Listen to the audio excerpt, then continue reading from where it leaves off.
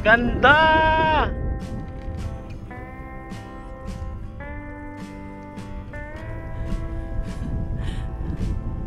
Woohoo! Hindi ko alam kung kita nyo pero sulipan na natin dito yung Monte Maria, no?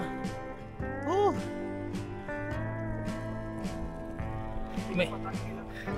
Oo nga eh. Konting akyat pa.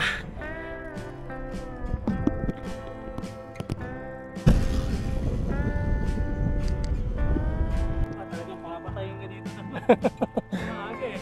Palibutan tayo ng ano, Mga phytochemicals.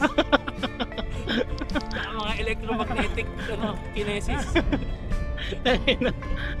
So yung mga ahon pala kanina, warm up lang.